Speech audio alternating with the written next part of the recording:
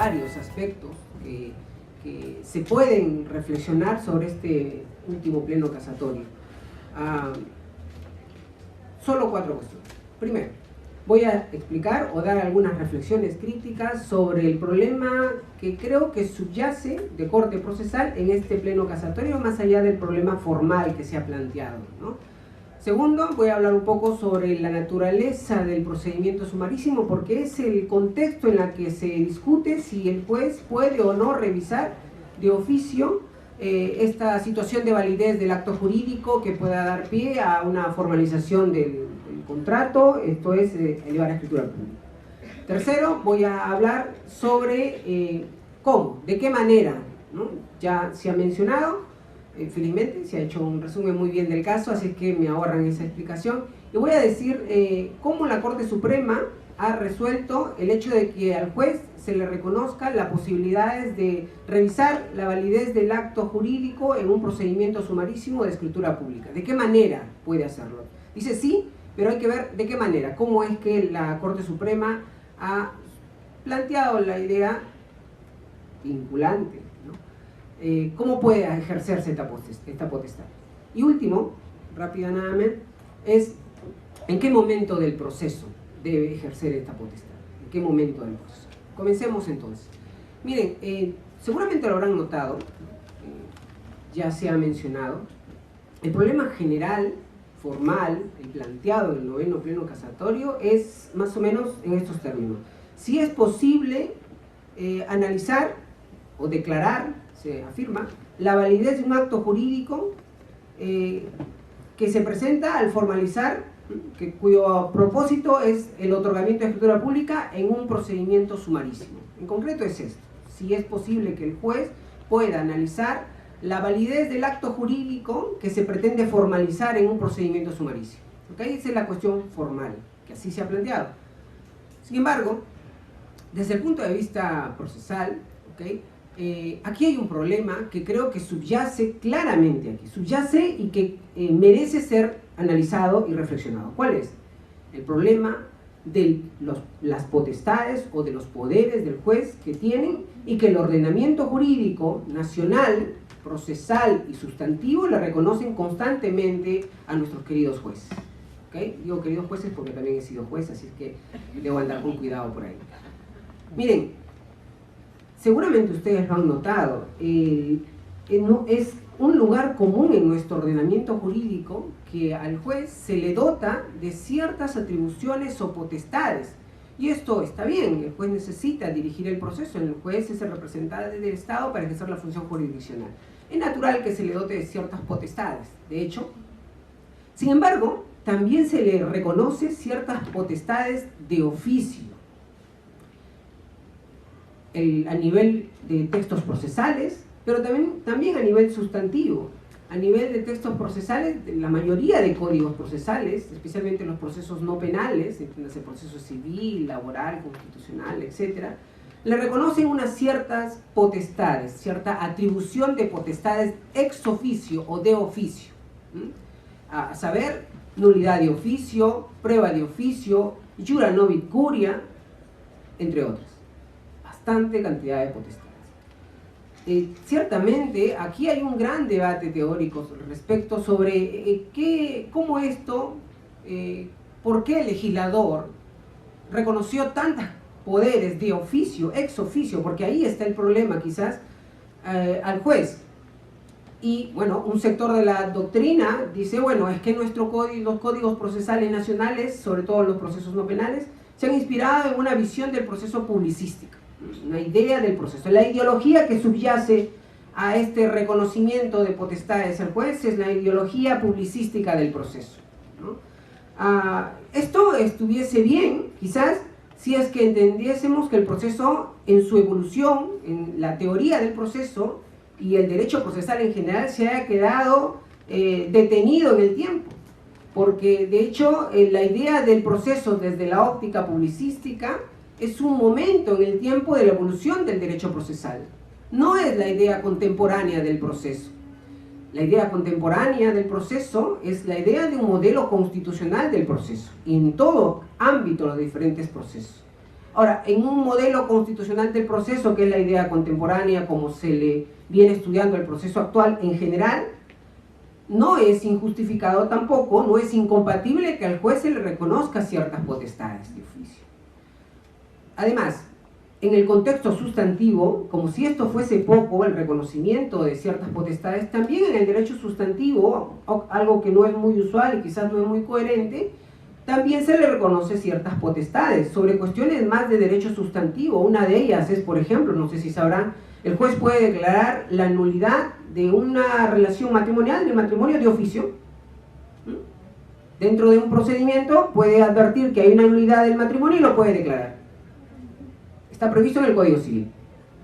Otro de los supuestos de reconocimiento de atribuciones y potestades, este es un tema realmente apasionante para mí porque me he pasado bastante tiempo trabajando sobre las potestades de oficio, y justo a raíz de esta sentencia, cuando lo estaba leyendo, dijo, esto es genial, aquí está un terreno fértil a nivel jurisprudencial para examinar cuáles son los problemas de las potestades del juez ex oficio o de oficio, o iniciativas de oficio, como quiera llamarse. Y una más, el que precisamente da pie a este pleno casatorio, es decir, el reconocimiento normativo en una norma sustancial, no típico porque las potestades procesales deberían en general estar en el código procesal, en el código sustantivo. Quizás esto no puede ser un problema, aunque por técnica legislativa es inadecuado que debe estar ahí, debe estar en un texto procesal. No es una cuestión de derecho sustantivo, sino procesal. Pero supongamos que superamos esta discusión. El juez, artículo 220, segundo párrafo, se le reconoce la potestad ex oficio otra vez para pronunciarse sobre la validez de un acto jurídico dentro de un procedimiento. Ahora, esto de por sí no es un problema.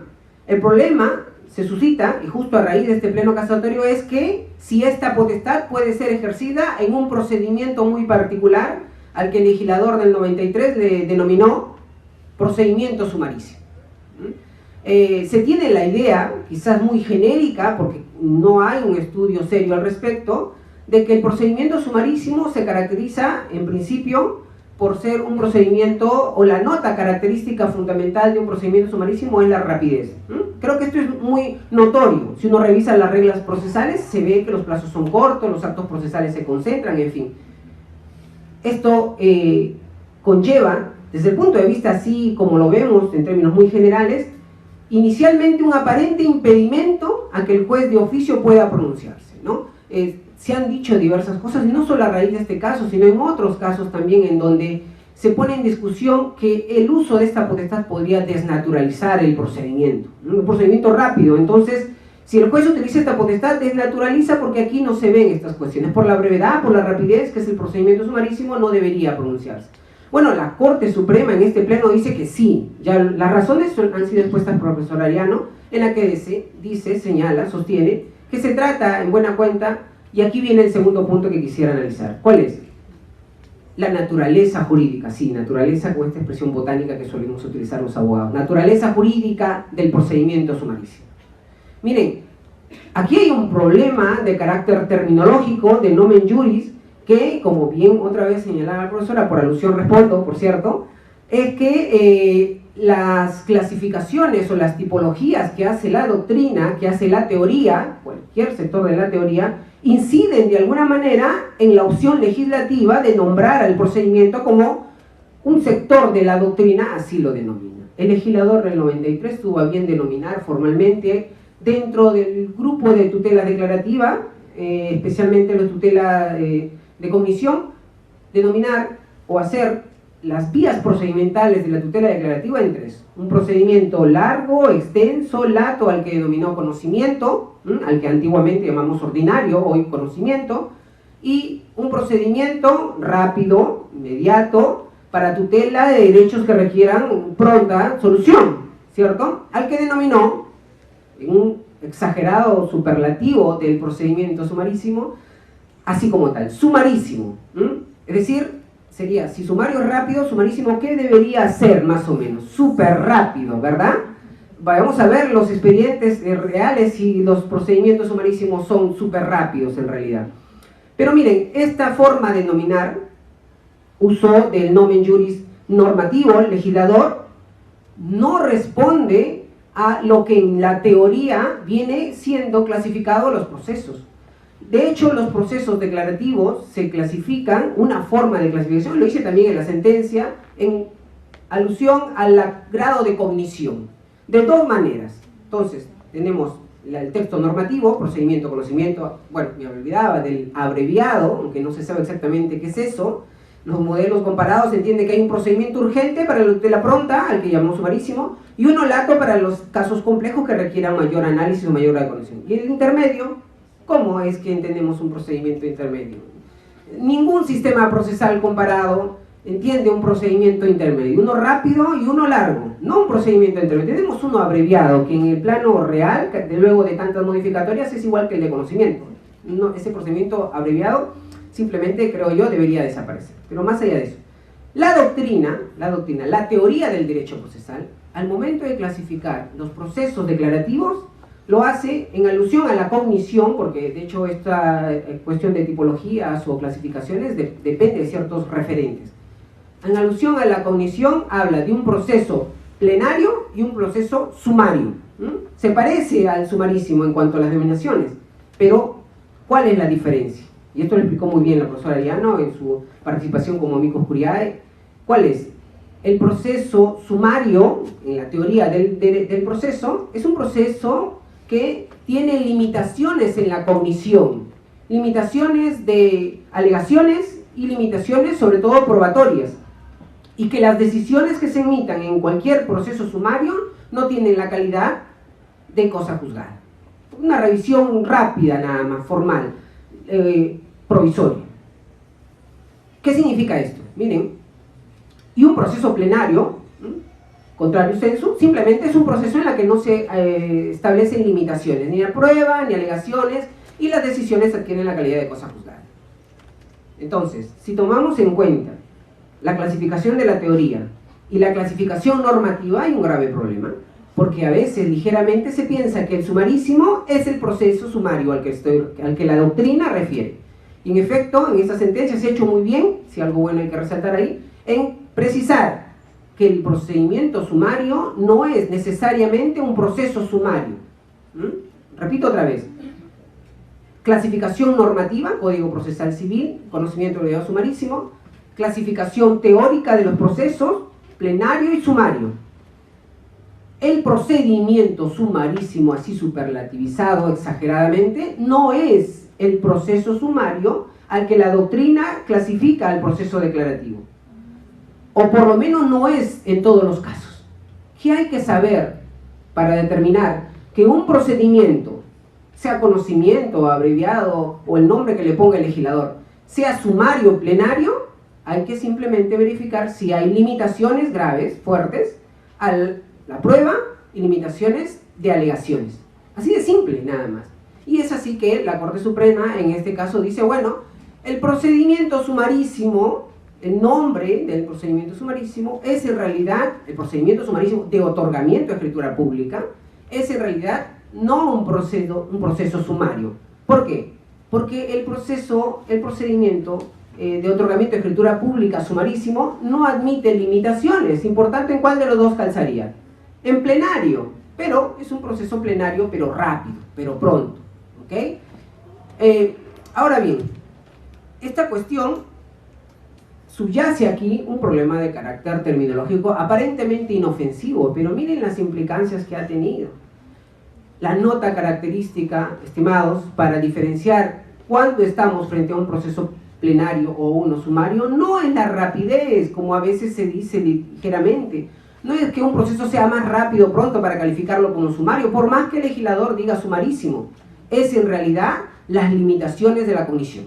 Si ustedes advierten en cualquier procedimiento que tenemos nosotros de tutela declarativa, conocimiento breve sumarísimo, limitaciones a la alegación y a la prueba, es un proceso sumario, así de claro. Y en efecto, bueno, la Corte Suprema ha dicho que es un procedimiento plenario rápido, pronto. Okay. Otra cuestión, la tercera, ya casi voy terminando, muy rápido, es de qué manera Si la Corte Suprema ha dicho, está bien, no hay ningún problema, el juez puede analizar la validez, puede ejercer esta potestad ex oficio en un procedimiento sumarísimo, porque en efecto es un proceso plenario rápido. De hecho, rápido por los plazos, rápido porque hay una concentración de los actos. Básicamente por eso, porque no hay limitaciones a la cognición, o por lo menos para el procedimiento de otorgamiento de escritura pública, ¿ok? La gran pregunta es, ¿de qué manera es que el juez ejerce esta potestad? ¿Cierto? Y esto es una pregunta que siempre debemos hacernos, sobre todo cuando se tiene en cuenta casos en los que se aprecia el ejercicio de la potestad probatoria o potestad del juez. O probatoria porque voy obsesionado con la potestad probatoria, espero que ya salga en efecto de libro sobre este tema, pero la potestad en general, ¿cuál es? Y esto es una nota a resaltar, que se ha mencionado, es la necesidad del contradictorio previo, ¿ok? El contradictorio previo. ¿Qué significa esto de contradictorio previo? Miren, el contradictorio hoy, hablando de un modelo constitucional del proceso, es un elemento fundamental en toda decisión judicial. En toda decisión judicial. Sea esté previsto normativamente, sea que la doctrina lo haya desarrollado contemporáneamente, siempre es el baremo determinante si queremos entender al proceso desde una perspectiva constitucional. Si no, sigamos viendo el proceso desde una perspectiva publicística. El proceso hoy viene siendo entendido desde un modelo constitucional, ¿ok? Si esto es así, algo transversal hace que un proceso sea constitucional, entre otras cosas, fundamentalmente la necesidad del contradictorio previo, o como los italianos dicen, un contradictorio en sentido fuerte, ¿ok? ¿Esto qué supone, estimados? En el caso concreto de estos poderes de oficio, por más que se llame de oficio, no nos dejemos guiar por esta palabría de oficio que a veces estamos acostumbrados a entender que es un poder único, excluyente del juez, sin participación de las partes, ¿no? De hecho, en varios lugares he escuchado y he estado en varias sesiones en las que se ha dicho, bueno, todos los poderes ex oficio es del juez. Por eso se llama de oficio, es del juez. ¿Qué tiene que ver las partes en esto? Un craso error en el entendimiento de un modelo constitucional del proceso. Si entendemos que los procesos en general, en el derecho comparado, pero en el derecho nacional, debería entenderse ya que si es que un modelo constitucional admite que el juez tenga ciertas potestades de oficio, es porque de manera previa reconoce la participación de las partes. ¿Qué quiero decir? A contrario censo, un modelo constitucional de proceso no podía resistir ninguna potestad del juez de oficio, si es que, incluso esta, si es que esto no supone la participación previa, ex ante de las partes. No después, sino antes. Y esto es un requisito fundamental en todos los ordenamientos en la que se le reconoce al juez potestades probatorias o potestades de nulidad o potestades sobre el tema jurídico de oficio y potestades sobre el tema también de analizar la validez del acto jurídico. Y por tanto, esto creo yo es algo que debe rescatarse. Una cuestión también análoga a esto conviene mencionar que es, por ejemplo, la última modificatoria sobre las pruebas de oficio, y que abona en el sentido de que esto de oficio es cada vez menos de oficio y en realidad es, como yo lo veo, una simple iniciativa que tiene el juez. No un poder solo, excluyente, sin participación de las partes, sino un poder que supona previamente, por eso contradictorio previo, que el juez deba dialogar previamente antes de decidir sobre estas potestades. Por tanto, estimados, cada vez que ustedes vean esta palabría muy usual en el Código Procesal, pero también en el Código Sustantivo, a raíz de este caso se ha puesto en evidencia, de oficio ya no es más propio de oficio en el sentido literal, de oficio en el sentido de que suponga previamente la participación de las partes. Solo así se justifica todavía el reconocimiento de estas potestades, y si no, simplemente estas potestades serían así de directo inconstitucionales. Entonces, por tanto, miren, los italianos tenían un gran problema sobre esto. Era el problema de las famosas decisiones sorpresas, las decisiones sorpresas, o decisiones de terza vía, sobre todo las de unidades de su oficio. Es decir, las partes estaban tranquilos en sus casas, el abogado en sus despachos, y de un momento a otra, una nulidad de oficio, una prueba de oficio, una jura novi curia, un poder del juez sobre el tema jurídico de oficio. sin que las partes sepan previamente absolutamente nada. ¿Y cuál era la justificación? Bueno, es un poder de oficio. ¿Qué tienen que hacer las partes aquí? Las partes van a saber después, ¿no? Un contradictorio en sentido débil, decían. Y esto, de hecho, ha pasado varias veces cuando he hablado en alusión al tema probatorio, y muchos jueces en algunos seminarios decían: doctor, nosotros siempre hemos aplicado el contradictorio en tema probatorio, por ejemplo, cuando el juez usa esta prueba de oficio. ¿Y cómo? Bueno, sacamos la resolución y notificamos a las partes. Ahí está el contradictorio, me dice. Contradictorio, sí, pero un contradictorio en sentido absolutamente débil. Esto no es el contradictorio acorde a un modelo constitucional. El contradictorio, y que conviene mencionar, es el contradictorio que precisamente la Corte Suprema felizmente ha dicho y ha establecido en esta sentencia. Tenemos el referente normativo para los poderes del juez sobre el tema probatorio, pero también ahora la Corte Suprema ha dicho que debe hacer previa, contradictorio en sentido fuerte, no un sentido débil, no es una acción y reacción. Y aquí una cuestión también fundamental, ya casi voy terminando, en serio voy terminando. ¿Cuál es? Que el juez sea también un involucrado en el contradictorio. Una nota importante que hay que considerar en todos los poderes de oficio. El juez no es un descomprometido en el tema del contradictorio. El contradictorio en sentido fuerte, estimados, es un contradictorio entendida como un derecho de influencia y un deber de debate. ¿Quién dirige el debate? El juez. El juez es un comprometido, no es una acción y reacción, no es solo notificar a las partes y listo, lo que diga el demandante se corre tras lo demandado. Eso es contradictorio, como en alguna ocasión alguien me mencionó. Eso no es contradictorio. Ahora, el contradictorio, como derecho fundamental procesal, implica que el juez también es un comprometido en conducir, en dirigir el contradictorio.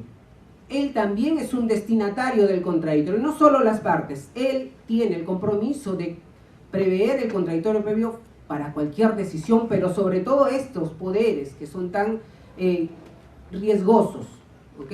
Entonces es algo que debe también mencionarse y debe extenderse, desde mi modesto punto de vista, en todas las ocasiones: nulidad de oficio, prueba de oficio y en todos los supuestos. De hecho, en la prueba de oficio ya normativamente se ha incorporado, ¿no? Para felicidad de algunos. Pero luego siempre, como dicen, echa la ley, echa la trampa, los jueces a veces dicen: si aplicamos el contradictorio, sacamos la resolución y notificamos a las partes. Eso no es contradictorio, eso no es un proceso en la que el diálogo sea el referente fundamental en las decisiones. Punto final. ¿En qué momento? ¿En qué momento? La Corte Suprema ha dicho, bueno, ¿en qué momento se debe ejercer esta potestad?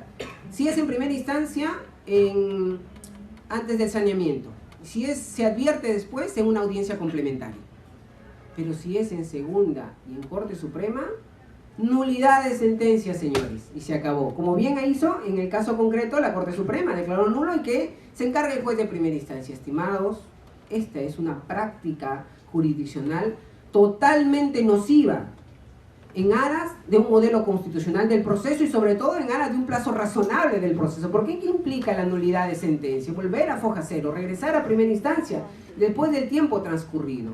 Miren, si tomamos como referencia la modificación sobre las pruebas de oficio, ahí hay muchas cosas interesantes que podemos tomar para toda la potestad de oficio. Se ha expresamente proscrito, prohibido la nulidad de sentencia. Si el juez en segunda instancia advierte que hay un problema de insuficiencia probatoria y quiere utilizar la prueba de oficio, esta debe hacerse en la misma segunda instancia. Caso concreto del noveno pleno caso. La Corte Suprema dice: si el juez advierte en segunda instancia la necesidad de revisar la validez del acto jurídico por este procedimiento de otorgamiento de escritura pública, remita a la primera instancia, nulidad de sentencia. Y es más, reconoce expresamente que si es en la Corte Suprema, otra vez, nulidad de sentencia. Imagínense ustedes todos los problemas, no solo de tiempo, sino de predictibilidad y de seguridad jurídica que están en juego a raíz de esta práctica. Sin contar, de hecho, que esta puede ser una excelente excusa, ¿no? Una excelente justificación para que los jueces de segunda instancia no revisen el tema de fondo, simplemente adviertan segunda instancia a primera. Corte Suprema, una cuestión de las que estamos viendo, nulidad de sentencia y que revisen de primera instancia. ¿Okay? Sin de hecho considerar eso, que a veces se ve claramente. ¿Qué hacemos, estimados? Pensemos antes de ver estas cuestiones, fundamentalmente una creo que una máxima importante que debemos considerar y que subyace en este caso, pero en todos los casos en que el juez se le reconoce poderes probatorios de oficio, poderes sobre el tema jurídico de oficio, poderes sobre la nulidad de oficio, en general poderes ex oficio. ¿Cuál es? El problema de los poderes es el problema de sus límites. Muchísimas gracias.